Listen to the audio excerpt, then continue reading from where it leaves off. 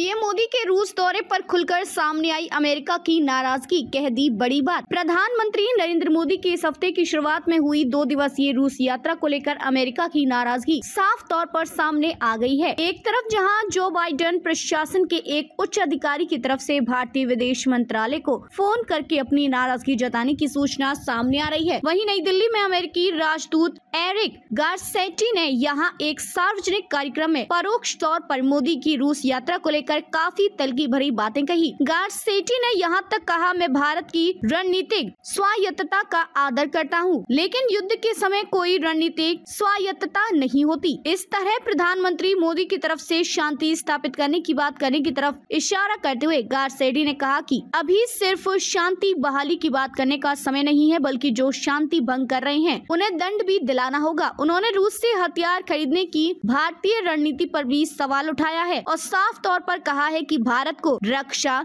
साझेदार के तौर पर अमेरिका व रूस में से किसी एक का चयन करना होगा। साथ ही यह भी याद दिलाया कि आज सबसे बेहतरीन रक्षा उपकरण अमेरिका ही बना रहा है और वह इन हथियारों को भारत के साथ साझा करने को भी तैयार है। प्रधानमंत्री मोदी 8-9 जुलाई को रूस यात्रा पर थे। इस दौरान उनकी रूस के राष्ट्रपति व्लादिमीर पुतिन के साथ 4 बार मुलाकात हुई। मोदी की यात्रा के पहले ही दिन रूस ने यूक्रेन की राजधानी कीव स्थित बच्चों के एक अस्पताल पर हमला किया था। मोदी ने इस मुद्दे को 2 बार पुतिन के सामने उठाया और बच्चों की मौत पर हृदय छलनी होने का बयान दिया। साथ ही युद्ध के मैदान से शांति बहाली नहीं होने का संदेश भी पुतिन को दिया। पीएम मोदी की इस यात्रा को लेकर अमेरिका के राष्ट्रपति भवन, रक्षा मंत्रालय और विदेश मंत्रालय ने एक दिन पहले ही अलग अलग बयान जारी किया है, लेकिन नई दिल्ली में गुरुवार को रक्षा क्षेत्र के एक थिंक टैंक के कार्यक्रम में अपने भाषण में गारसेटी ने कई बार परोक्ष तौर पर मोदी के रूस दौरे का जिक्र किया। इसमें उनकी नाराजगी साफ तौर पर दिखाई पड़ रही थी।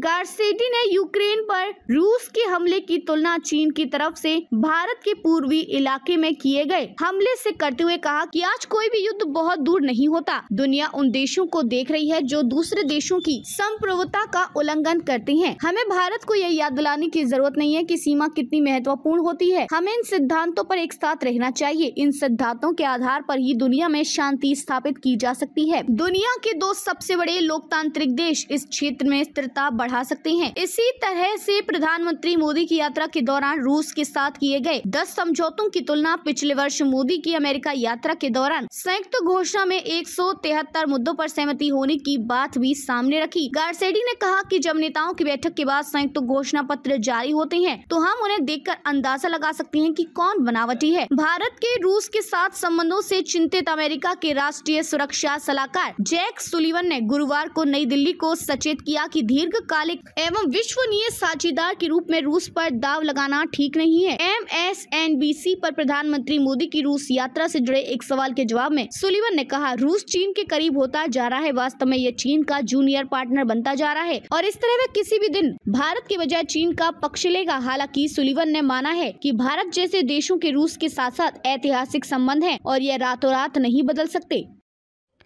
अगर आपको हमारी वीडियो पसंद आई तो हमारे चैनल को लाइक, कमेंट और सब्सक्राइब करना ना भूलें।